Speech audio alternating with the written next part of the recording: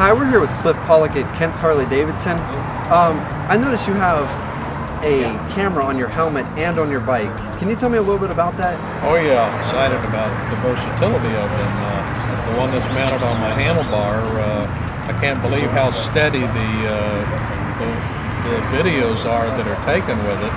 And the one on my helmet really makes a difference because wherever I turn my head, if I see something that I want to get a shot of, I don't have to pull the camera out or pull it off the bike to get it. I can just turn my head in the direction of it and get a real clear, high-resolution picture of it. All right, so I understand you're going to be going on a pretty decent ride and that these cameras actually record while charging.